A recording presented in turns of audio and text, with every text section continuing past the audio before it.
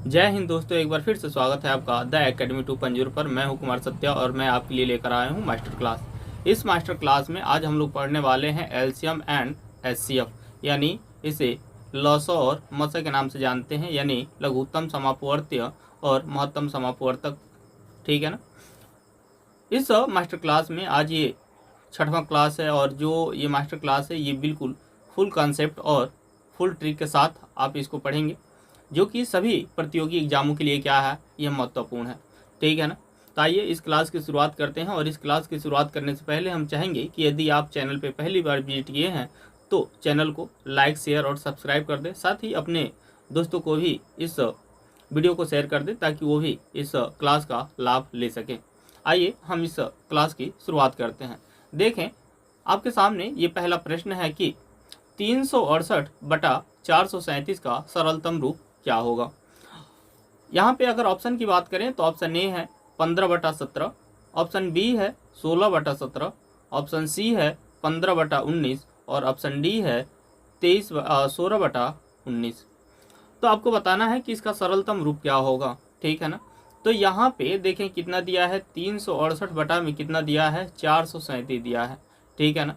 अगर इस दोनों का अगर एलसीएम देखें तो एलसीएम कह रहे हैं, एचसीएफ देखें कि इनका एचसीएफ कितना होगा, यानी हाईएस्ट कॉमन फैक्टर कितना होगा, यानी मौसा कितना होगा।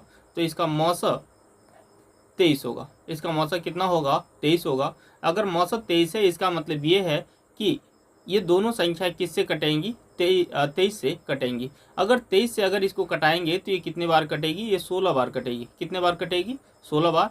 और 437 को अगर 23 से कटाएंगे तो ये कितने बार कटेगी, 19 बार कटेगी। अर्थात इसका आंसर कितना होगा, 16/19। अर्थात यहाँ पे ऑप्शन नंबर यहाँ पे डी जो है इसका राइट आंसर हो जाएगा। ठीक है। आई होप कि आपको समझ में आ गया होगा। आगे बढ़ते हैं, देखें अगला प्रश्न क्या है। देखें यहाँ पे अगला प्रश्न दे रखा है कि पूछा है कि 2.4, 0.36 तथा 7.2 का महत्तम समापवर्तक कितना है। यानी यहाँ पे इसका क्या पूछा है, मौसा पूछा है। क्या पूछा है, इसका मौसा पूछा है।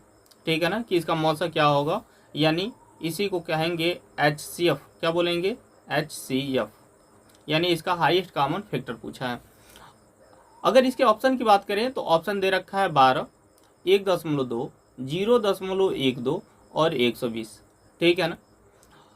देखें ये एसएससी का पूछा गया प्रश्न है और इसको कैसे हल करना है। देखें यहाँ पर कितना दिया है, 2.4 दिया है। ठीक है। फिर कितना दिया है, 0.36 दिया है। फिर दिया है 7.2। अगर हम इसको भिन्न में बदलें तो ये कितना होगा, 24/10 हो जाएगा। ये कितना हो जाएगा, 36/100 हो जाएगा। और ये कितना होगा, तो 72/100 होगा। जब भी आपसे अगर भिन्न का क्या पूछा जाए, मौसा पूछा जाए, भिन्न का क्या पूछा जाए, मौसा, तो भिन्न का मौसा क्या होगा, तो देखें हमेशा अंश का मौसा निकालेंगे। क्या करेंगे, अंश का मौसा। यहाँ पे कर लेते हैं, क्या करेंगे, अंश का मौसा। किसका क्या निकाल रहे हैं, यहाँ पे भिन्न का मौसा निकाल रहे हैं। क्या निकाल रहे हैं, भिन्न का मौसा।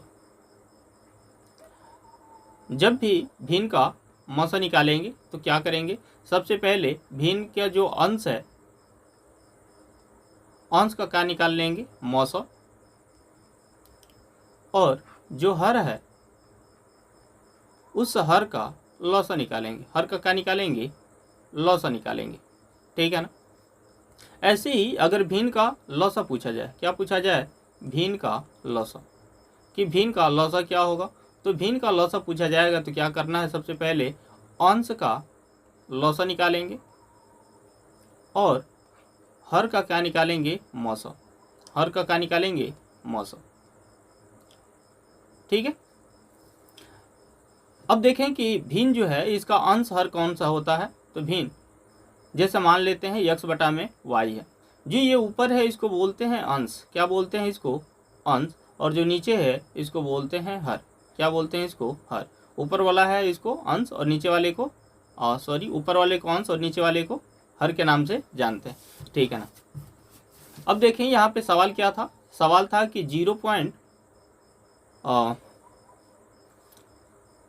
चलिए यहीं पे कर लेते हैं इसको। कितना दिया है, 24/10 है, 36/100 है, यहाँ पे 72/100 हो गया है। अगर 24, 36 और 72 का अगर मौसा निकालें तो इसका मौसा होगा 12, यानी 12 से ये सभी कटेंगे, 12 दूनी 24, 12 तीन 36, 12 छक 72, और 10, 100 और यहाँ पे 100 हो गया है, यहाँ पे 10 होगा। 10, 100 और 10 का अगर लौसा निकालें तो लौसा कितना होगा, 100 होगा, और 12 में जब 100 से भाग करेंगे तो इसका वैल्यू आएगा 0.12, अर्थात इसके लिए ऑप्शन नंबर सी क्या बनेगा, राइट आंसर बनेगा।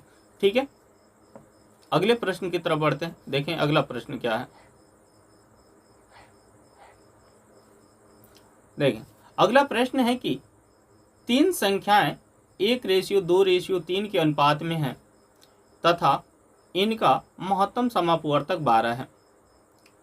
तो पूछ रखा है कि ये संख्याएं क्या हैं, यानी 3 संख्या 1, 2 और 3 के अनुपात में हैं और उनका मौसक कितना दे रखा है, 12 दिया है। तो पूछा है कि ये संख्याएं क्या होंगी, तो कुछ नहीं करना, सीधा सीधा इनका क्या कर लेंगे, गुणा करेंगे। 12 का 1 में गुणा करेंगे कितना होगा, 12, 12 का 2 में गुणा करेंगे कितना होगा, 24, और 12 का 3 में गुणा करेंगे कितना होगा, 36, अर्थात ये संख्याएं क्रमशः कितनी होंगी, 12, 24 और 36। इसका क्या बन जाएगा, राइट आंसर। कहीं है क्या ऑप्शन में, देखें ऑप्शन नंबर सी, इसका क्या बनेगा, राइट आंसर होगा। ठीक है, अगले प्रश्न की तरफ बढ़ें। देखें अगला प्रश्न क्या है। यहाँ पर अगला प्रश्न पूछ रखा है कि 0 तथा 6 का महत्तम समापवर्तक कितना होगा।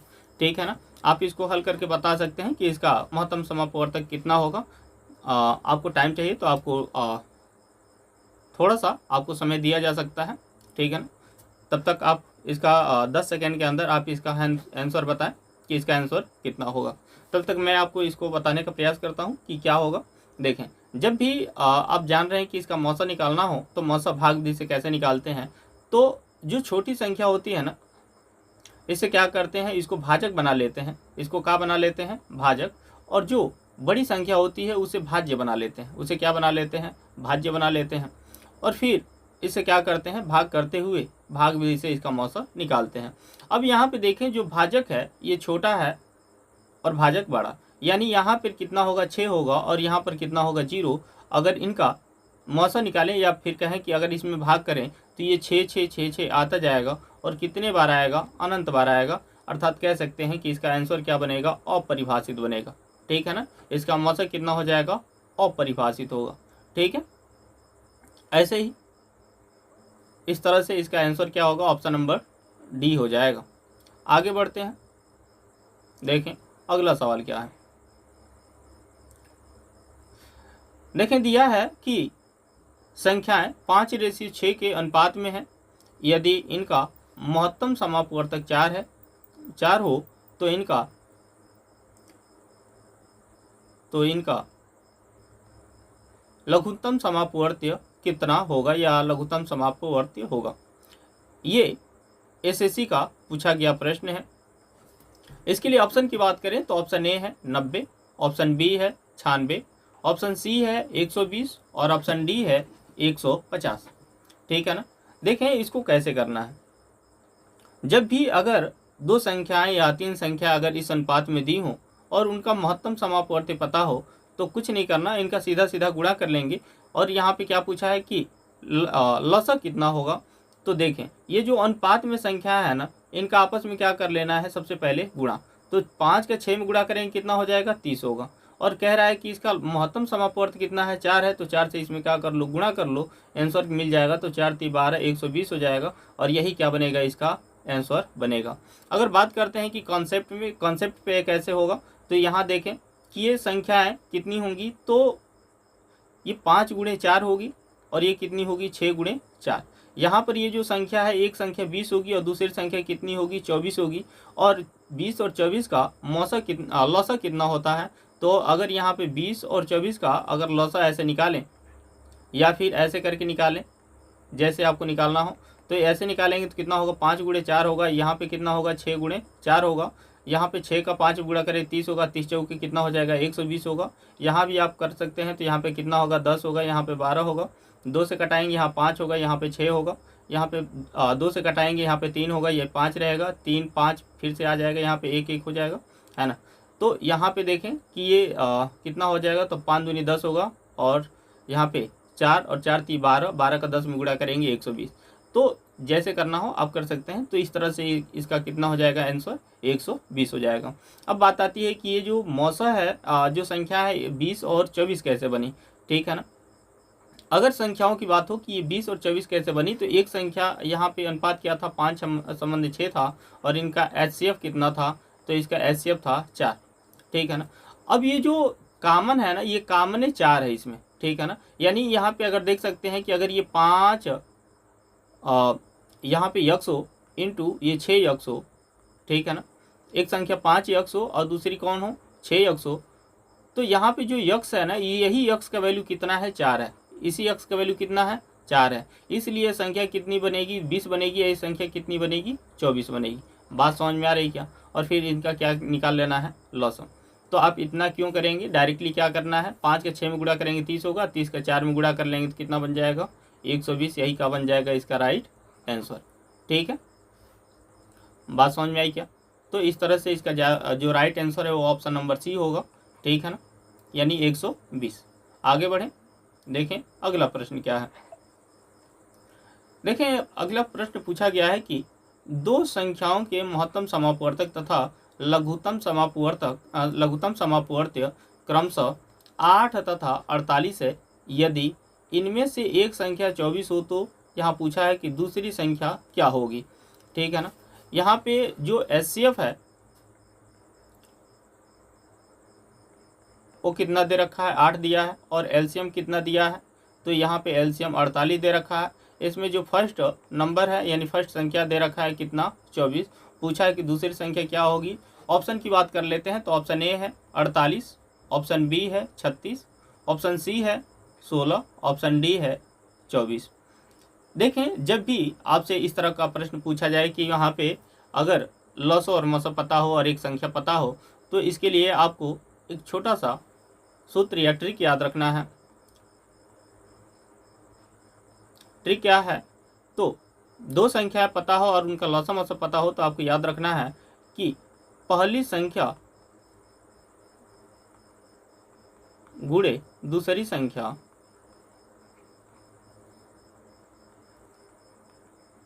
बराबर लॉस गुणे मौसा। यानी कह सकते हैं कि दो संख्याओं का गुणनफल उनके लॉस और मौसा के गुणनफल के क्या होते हैं, बराबर होते हैं, ठीक है ना। तो यहाँ पर देखें कि ये क्या दे रखा है, यहाँ पे LCM 48 है, HCF 8 है और एक संख्या 24 है। तो यहाँ पर क्या पूछा है, दूसरी संख्या पूछा है। तो जी ये दूसरी संख्या पूछा है, दूसरी संख्या के लिए यानी सेकेंड नंबर के लिए इसका जो सेकेंड नंबर है, इस सेकेंड नंबर के लिए सूत्र क्या बनेगा, तो LCM और HCF में का जो गुणनफल है, HCF इंटू LCM का जो गुणनफल है, इसमें क्या कर लेना है, फर्स्ट नंबर से भाग कर लेना है। जब भाग करेंगे तो कितना होगा, ये 8 गुणे 48 है, बटा में कितना है 24, 24 से कम 24 और 24 दूनी 48 हो गया, और 2 का 8 में गुणा करेंगे कितना आ जाएगा 16। यही क्या बनेगा, इसका राइट आंसर हो जाएगा। अर्थात ऑप्शन नंबर सी इसका क्या बनेगा, राइट आंसर बनेगा, ठीक है। आगे बढ़ें, देखें अगला प्रश्न दे रखा है कि 12 के दो गुणजों का गुणनफल, दो गुणजों का लघुत्तम समापवर्त्य 1056 है। इनमें से एक संख्या 132 है, तो दूसरी संख्या क्या होगी। ये भी SSC का पूछा गया प्रश्न है। अगर इसके ऑप्शन की बात करें तो ऑप्शन ए है 12, ऑप्शन बी है 72, ऑप्शन सी है 96 और ऑप्शन डी है 84। अब ध्यान से इस प्रश्न को देखें, क्या कह रहा है कि 12 के दो गुणजों का गुणनफल, दो गुणजों का लघुत्तम समापवर्त्य 1056 है और उनमें एक संख्या 132 है। यानी यहाँ पे दो संख्या है, एक है x और दूसरी है y। ये किसके गुणज है, तो ये 12 के गुणज हैं। ये किसके गुणज हैं, 12 के गुणज है। और इनका जो LCM है, कितना दे रखा है, 10 56 दिया है, और कह रहा है कि इसमें से एक जो संख्या है वो कितनी है, तो 132 है। एक संख्या इसमें कितनी है, 132 है, ठीक है ना। तो पूछ रखा है कि इसमें दूसरी संख्या क्या होगी, यही पूछा है इसमें।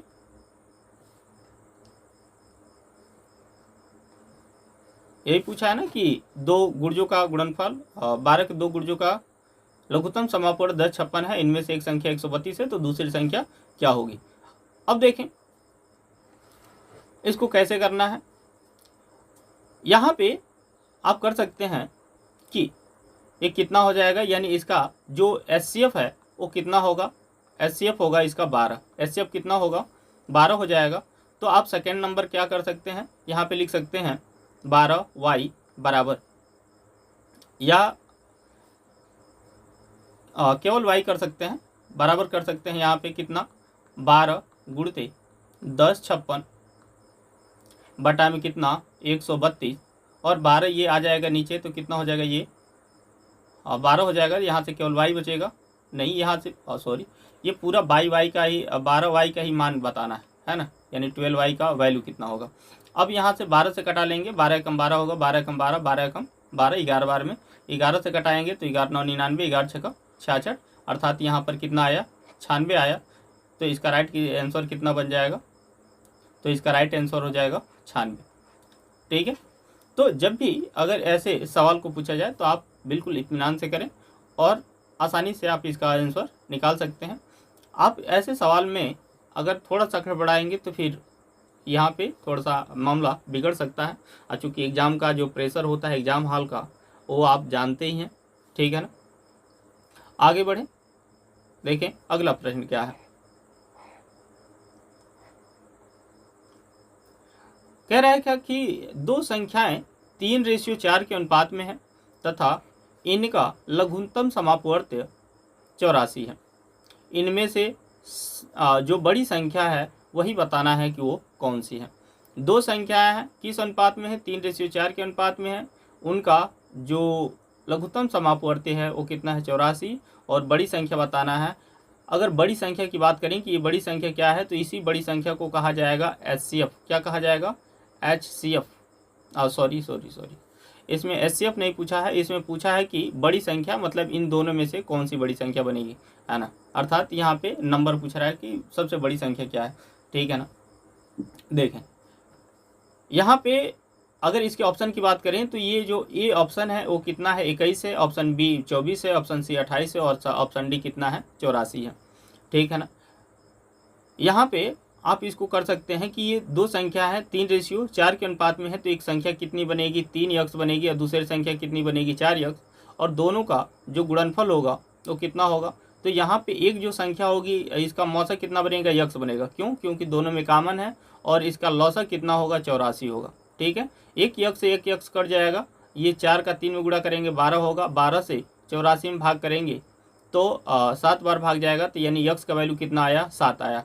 अब एक जो संख्या है 7 का 3 में गुणा कर लेंगे 21 बन जाएगी, और दूसरा 7 का 4 में गुणा करेंगे 28 बनेगी। अब एक संख्या 21 है और दूसरी संख्या 28 है, और इसमें पूछा है कि बड़ी संख्या क्या होगी, तो आपको पता है कि इसमें 28 जो है बड़ी संख्या है, अर्थात ऑप्शन नंबर सी इसका क्या बन जाएगा, राइट आंसर बन जाएगा। यानी आप डायरेक्ट इसको ऐसा भी कर सकते हैं कि 84 में क्या कर लें, तो 3:4 से आप क्या कर लें, भाग कर लें, यानी 3:4 को गुणनफल में लिख के इसको क्या कर सकते हैं, भाग कर सकते हैं, तो 12 होगा, 12 7 84 हो जाएगा, और फिर से ये संख्या निकाल लेंगे कि 7 3 21 होगा, 7 4 28 हो जाएगा, तो ये दो संख्या ऐसे बन जाएंगी, ठीक है। और इस तरह से आप क्या कर सकते हैं, आसानी से इसका आंसर निकाल सकते हैं, ठीक है। आगे बढ़े, देखें पूछ रखा है कि दो संख्याओं का योग 36 है। दो संख्याओं का योग कितना है, 36 है। इनका महत्तम समापवर्तक 3 है तथा लघुत्तम समापवर्त 105 है। तो कह रखा है कि इन संख्याओं के व्युत्क्रमों का योग कितना होगा। ये भी एसएससी का पूछा गया प्रश्न है। अगर इसके ऑप्शन की बात करें तो इसमें ऑप्शन दे रखा है 2/35, 3/25, 4/35 और 4/35, और ऑप्शन डी है 2/25, ठीक है ना। देखें ऐसे संख्याओं को कैसे करना है या ऐसे सवाल कैसे करेंगे। यहाँ पे दे रखा है कि दो संख्याओं का योग कितना है 36 है, यानी यहाँ पर x प्लस वाई का वैल्यू दे रखा है कितना 36, और कह रखा कि जो महत्तम समापवर्तक है वो 3 है, और लघुत्तम समापवर्तक कितना है 105 है, और कह रखा है कि इनका गुणनफल कितना होगा। तो अगर हम इन दोनों का गुणनफल निकाल लें, इन दोनों संख्याओं का गुणनफल, तो इन दोनों संख्याओं का गुणनफल क्या होगा, तो इनके लॉसों और मौसों के गुणनफल के बराबर होगा, ठीक है ना, यानी 3 गुणे 105 के गुणनफल के क्या होगा बराबर होगा। अब यहाँ पे x प्लस वाई है, इस x प्लस वाई को अगर लिखना चाहे तो इसको हम लिख सकते हैं x बटा में x प्लस वाई, इसको लिख सकते हैं y बटा में एक्स वाई, यहाँ पे x बटा में एक्स वाई और y बटा में एक्स वाई बराबर कितना है, ऐसे कर सकते हैं। अब यहाँ पे x से x कट जाए और यहाँ y से y कट जाए, यानी यहाँ पर क्या बचा x बटा में y, 1 बटा वाई प्लस 1 बटा में x, ठीक है ना। यानी इसका क्या पूछ रखा है, इसने आंसर पूछ रखा है। तो यहाँ पे थोड़ा सा हम लोग आगे बढ़ गए हैं, इसको थोड़ा सा ऐसे करते हैं। यहाँ पे देखें, यहाँ पे x प्लस वाई का वैल्यू पूछा दिया है, और यहाँ पे x गुणते y का वैल्यू निकल चुका है, और पूछा है कि इनके व्युत्क्रमों का योग क्या होगा, है ना। तो जैसे ये x है ना, तो इसका व्युत्क्रम कितना होगा 1 बटा में x होगा। ये y है, y का व्युत्क्रम कितना होगा 1 बटा y, और इनका योगफल पूछा है, यानी 1 बटा में x प्लस 1 बटा में y का आंसर पूछा है कि इसका योग कितना होगा। तो जब इसको हल करेंगे तो कितना आएगा x प्लस वाई बटा में एक्स वाई होगा। यहाँ पे x प्लस वाई का वैल्यू कितना है 36 दे रखा है, और एक्स वाई का गुणनफल कितना दे रखा है 3 गुणते 105 दिया है, ठीक है। 3 से 36 में भाग करेंगे कितना आ जाएगा 18 आएगा, सॉरी यहाँ पे 12 आएगा, ठीक है। और 4 से भाग करेंगे तो 4 से नहीं 3 से भाग करेंगे तो 4 बार भाग जाएगा। यहाँ पर 3 3 3 9 3 5 15, यानी ऊपर 4 हुआ नीचे 35 हुआ, अर्थात यहाँ पर कितना आया 4 बटा में 35। यही इसका क्या बनेगा राइट आंसर होगा, यानी ऑप्शन नंबर सी इसका क्या बन जाएगा राइट आंसर हो जाएगा, ठीक है। आगे बढ़ें, देखें सवाल बहुत लाजवाब है, ठीक है ना, और ये ऐसे प्रश्न है ना जो एसएससी और एनटीपीसी द्वारा मैक्सिमम ये पूछे जाते हैं, ठीक है ना। देखें यहाँ पर पूछा गया है कि 3 अंकों वाली 2 संख्याओं का महत्तम समापवर्तक तथा लघुत्तम समापवर्तीय 714 है। इन संख्याओं का योग कितना होगा, इन संख्याओं का योग कितना होगा, ठीक है ना। यहाँ पे 17 होगा, ये यहाँ पे 17 होगा शायद, हाँ 3 अंकों वाली संख्याओं का महत्तम समापवर्त 17, लघुत्तम समापवर्त 714 है, तो इन संख्याओं का ठीक, देखते हैं। देखें यहाँ पे देखते हैं कि 2 संख्याओं का महत्तम समापवर्ती यहाँ पे 17 है, और इनका लघुत्तम समापवर्ती कितना है 714 है। तो पूछा है कि इन संख्याओं का योग कितना होगा। यहाँ पर अगर संख्याओं की बात करें तो एक संख्या कितनी बनेगी 17a बनेगा, और दूसरा कौन होगा 17b होगा, तभी तो इनका मौसा कितना आएगा 17 आएगा। और यहाँ पे अगर इनके गुणनफल की बात करेंगे तो इनका गुणनफल कितना होगा 17 गुणे 714 हो जाएगा, ठीक है। अब ये दोनों का जो गुणनफल है ये आपस में क्या होंगे बराबर, इन संख्याओं का गुणनफल बराबर लौसा गुणे मौसा। एक 17 से ये 17 क्या हो जाएगा कट जाएगा, और ये 17 से अगर इसको कटाएं तो 17 चौके 68 हो जाएगा। यहाँ से कितना बचा 3, और 17 दूनी कितना हो जाएगा 34। तो यहाँ एक गुणते b का वैल्यू कितना आया है 42। 42 को लिख सकते हैं 6 गुणे 7, ठीक है ना। अब 6 का अगर 17 में गुणा करें तो 17 छक कितना हो जाएगा 102 होगा, 17 साथे कितना होगा 119 होगा, और इन दोनों को जोड़ेंगे तो कितना हो जाएगा 221 होगा, ठीक है ना। अच्छा यहाँ पे थोड़ी सी आपको बात समझने की ज़रूरत है कि जो 42 है ना इसको 6 गुणे 7 क्यों लिखे। इसको ऐसा भी तो लिख सकते हैं 14 गुणे 3 लिख सकते हैं, 21 गुणे 2 लिख सकते हैं। लेकिन थोड़ी सी समझने की बात यह है कि यहाँ पे कह रखा है कि 3 अंकों वाली संख्या है। कितने अंकों वाली संख्या है? 3 अंकों वाली। अगर हम इसको 14 गुणे 3 लिखें तो यहाँ पे 17 का 14 में गुणा करेंगे तब तो ये 3 अंकों बन जाएगी। लेकिन अगर 17 का 3 में अगर गुणा करते हैं तो 17 या कितना बनेगा? 51। क्या ये 3 अंकों में ये संख्या बन रही है क्या? नहीं, तो ये क्या हो जाएगा? गलत हो जाएगा। ऐसे ही 17 का 21 में गुणा करेंगे तो भी 3 अंकों में आ जाएगी, लेकिन जब 17 का 2 में गुणा करेंगे तब ये तीनों अंकों की संख्या प्राप्त नहीं होगी, जो कि क्या है? ये गलत है। क्यों? क्योंकि सवाल में ऑलरेडी कह रखा है कि 3 अंकों वाली संख्या होनी चाहिए। बात समझ में आना। इसलिए इस 42 को 6 गुणे 7 के रूप में तोड़ा गया है। और यहाँ पे 6 का जब 6 का 17 में गुणा करेंगे तो 102 हो जाएगा, 17 का 7 में गुणा करेंगे 119 होगा, और दोनों को जोड़ लेंगे कितना होगा? 221। इसका क्या बन जाएगा? Right answer. यानी ऑप्शन नंबर सी इसका क्या बनेगा? राइट आंसर हो जाएगा। ठीक है, आगे बढ़े, देखें अगला प्रश्न क्या है। देखें अगला प्रश्न पूछ रखा है कि दो संख्याओं के महत्तम समापवर्तक तथा लघुत्तम समापवर्त्य का योग 680 है। यदि लघुत्तम समापवर्त्य महत्तम समापवर्त्य का 84 गुना हो तथा एक संख्या 56 हो तो दूसरी संख्या क्या होगी? एसएससी का पूछा गया प्रश्न है। ऑप्शन की बात करें, ऑप्शन ए है 36, ऑप्शन बी है 84, ऑप्शन सी है 96, ऑप्शन डी है 112। यहाँ पर देखें ये दे रखा है x प्लस वाई, इसका वैल्यू कितना दे रखा है? नहीं सॉरी, यहाँ पे एलसीएम और एचसीएफ का योग दिया है। क्या दिया है? यहाँ पर एलसीएम और एचसीएफ प्लस एलसीएम, इसका योग कितना दे रखा है? 680 दिया है। इसका योग कितना दिया है? 680। और कह रखा है कि इसका जो एलसीएम है एचसीएफ का 84 गुना है। ठीक है ना, जो एलसीएम है ये क्या है? तो एचसीएफ का 84 गुना है। एचसीएफ का कितना है? 84 गुना। तो जहाँ एलसीएम दिख रहा है इस एलसीएम की जगह पे ये 84 एचसीएफ लिख सकते हैं। तो ये 84 एचसीएफ और ये एचसीएफ मिलकर कितना हो जाएगा? तो यहाँ पे एचसीएफ प्लस एलसीएम की जगह पे लिखेंगे 84 एचसीएफ बराबर कितना होगा? 680 होगा। यहाँ पे ये दोनों मिलके कितना हो जाएगा? तो 85 एचसीएफ हो जाएगा, बराबर कितना है? 680 है।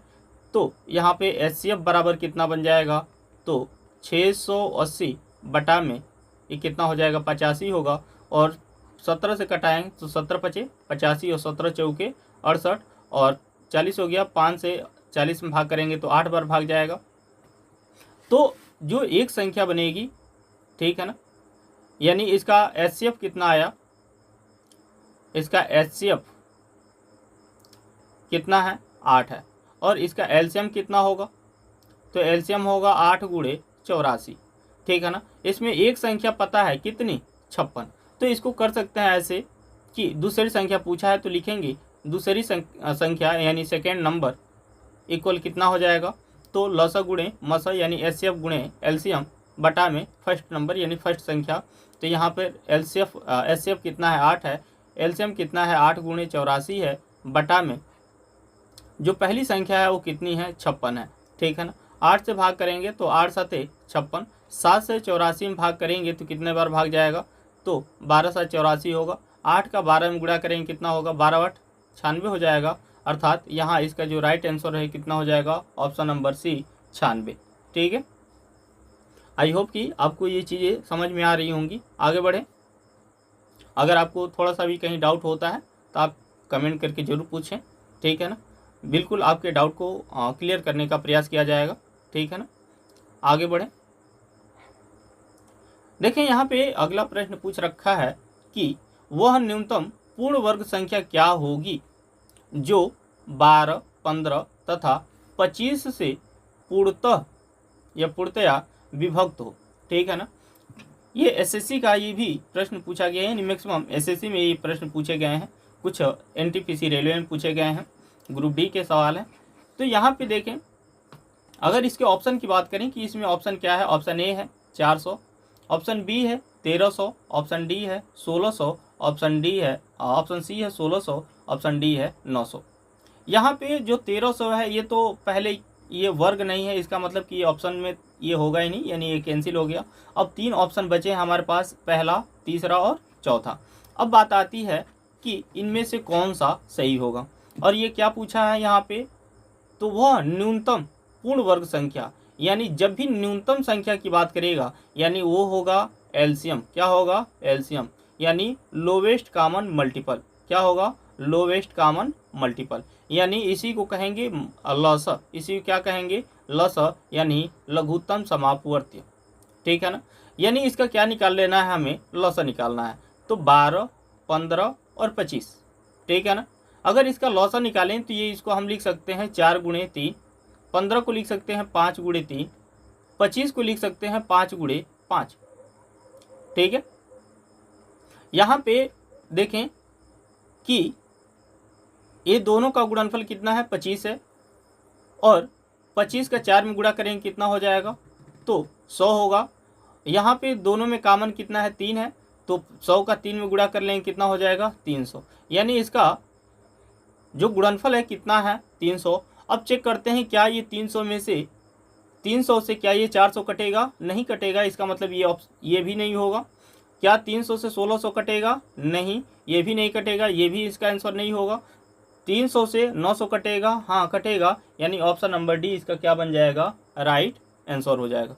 ठीक है, अगले प्रश्न की तरफ बढ़ते हैं कि अगला प्रश्न क्या है, देखें।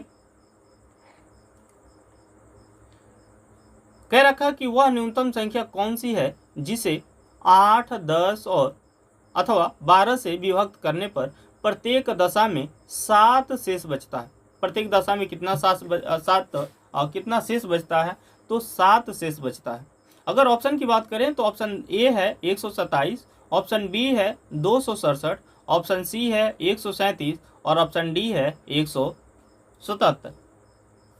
जब भी ऐसे सवाल आपसे पूछा जाए तो आपको करना क्या है, सबसे पहले क्या करना है, यहाँ पे इनका लॉसा निकालना है, यानी एलसीएम निकालना है। और 8 और 10 तथा 12 का जो एलसीएम है वो कितना होगा? 120 होगा। कितना होगा? 120 होगा। ठीक है ना?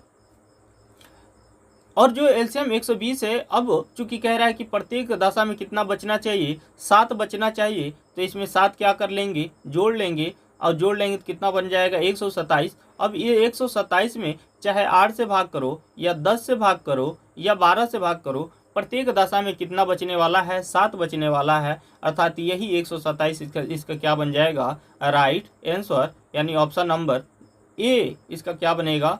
राइट आंसर हो जाएगा। ठीक है ना? तो इसका लॉसक कितना आया था?